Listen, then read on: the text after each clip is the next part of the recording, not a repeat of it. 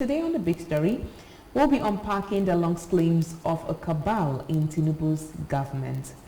As we examine recent statements made by former Minister of Youth and Sports Solomon Dalung, who alleges the existence of a more sophisticated and dangerous cabal within President Bola Tinubu's administration compared to that of former President Muhammadu Buhari.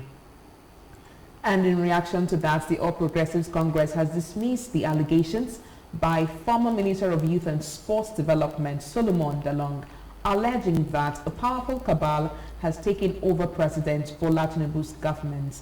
The National Secretary of the APC, Kuejebola, criticized Dalung's credibility and his performance as a former minister. Dalung, in an interview, had stated that he foresaw the development even before Tinubu's inauguration on May 29, 2023, and according to him, the president had not been in full control of his administration from the onset.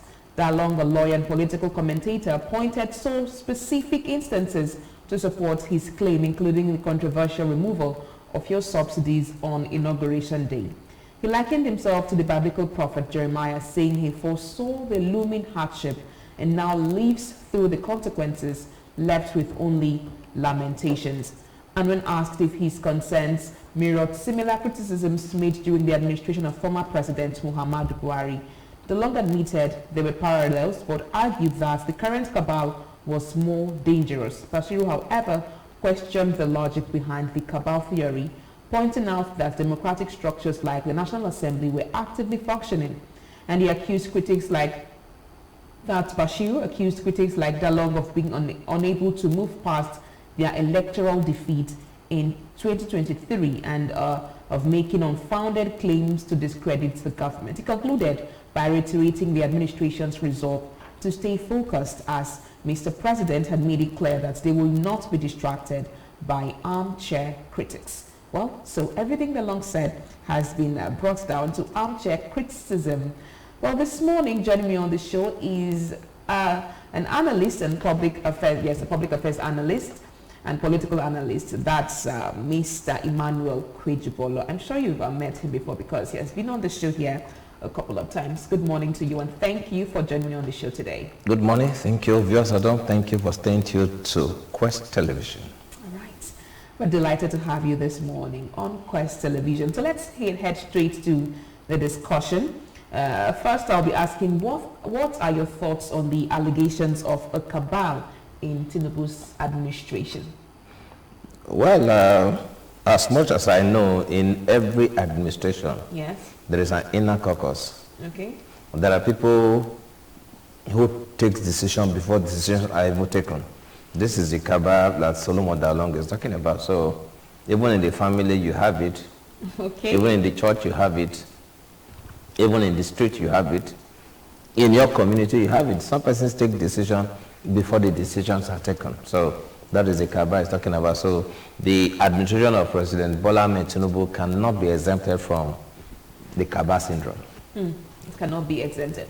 Okay, so now that we've established the fact that every administration has had a cabal somewhere, and the present administration probably has one. What makes up a cabal? Who are the stakeholders? Who are the people that are usually found in these cabals? And what qualifies one to be a member of a cabal?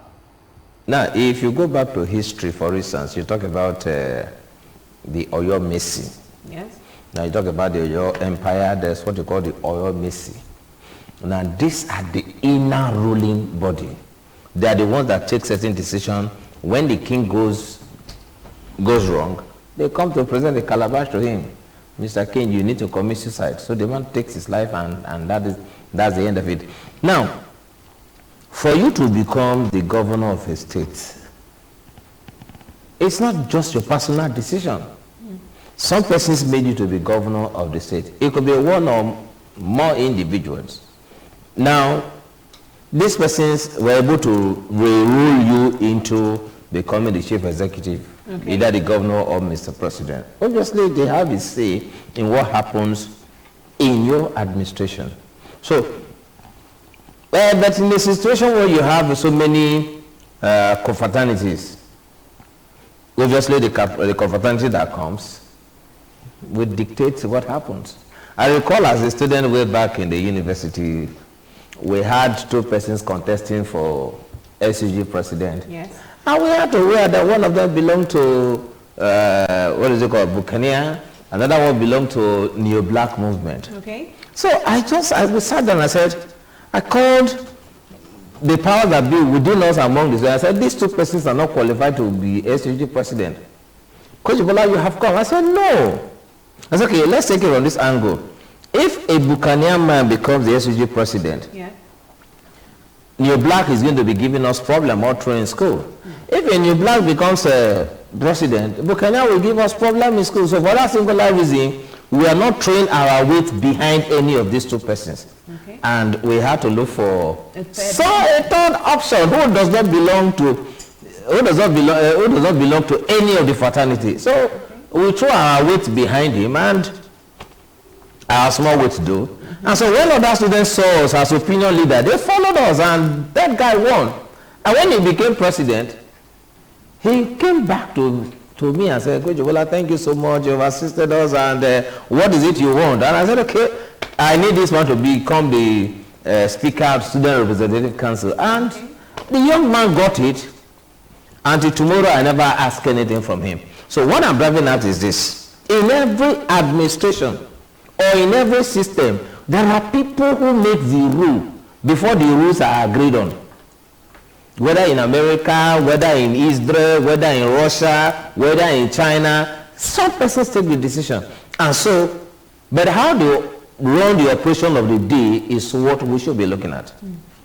There's cabal everywhere. Wow. Well, I mean, since we all understand now that there's a cabal everywhere, so what can you say on APC's official stance that what Solomon Dalung is saying, it's simply bluff, that there is no cabal anywhere? What's the saying? The secretary is even uninformed. Oh, okay. He's uninformed about what is happening in the country. He's uninformed. For instance, has he been able to tell Nigeria why Mr. President is constantly going to France? The last time we went to France, Emmanuel Macron even had to leave our president in France to attend to some matter in Egypt. Now the question is, who is Mr. President visiting in France? Is the publicity secretary of APC aware of who Mr. President is visiting? So he's uninformed. So we should not even take his matter serious. I was thinking that he should come out of the public and say, Mr. Dalung, what you are saying now, what relevance does it have to do with Nigerian political administration? Well, just he does not have the mental capacity. He does not have the tenacity. What has he achieved in government that he wants to? Does it mean nobody can talk again in this country? Things are not done that way. Okay. So, well, seeing that it's just Bashir who has said something about it, do you think maybe the government or any other person should come out to address the issue, or sort of issue formal statements or take steps to address these allegations if they indeed claim that there is no cabal anywhere? The media handlers of Mr. President should be the one talking, not the APC. Not the APC president. The man is not talking about APC, he's talking about office of the Mr. President. Okay. So I expected the media handlers of Mr. President to be the one talking, not the man from APC. I believe he just wants to say something so that Mr. President will know that this man is defending me somewhere, somehow. But you know how it is in Nigeria, where once a member from your party is in power, any attack on that person is like an attack on the party. So you have everyone from that party trying to defend the person who they've put into power or something like that. Maybe that's simply what he's doing. Well, that is what we call sycophancy. Okay. You just want to say something because you believe you have to say it on behalf of your principal. You know, I believe in fairness. That, okay, fine. I may not hate the individual, but let us look at the policies and programs of the individual. Okay. Are they for the benefit of everyone? If they're for the benefit of everyone, then let's praise the man.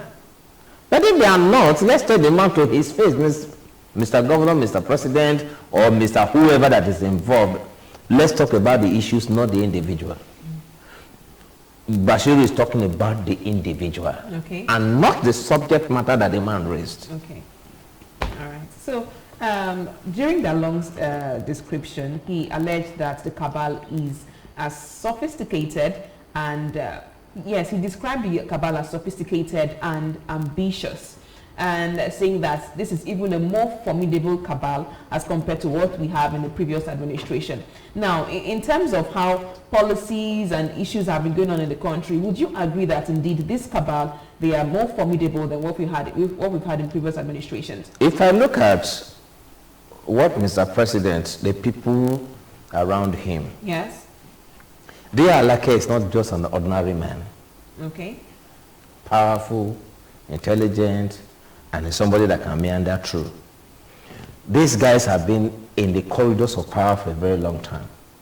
And so, Mr. President is careful in choosing the people around him. And whatever he's doing is strategic for one single purpose. Okay. Consolidation of power.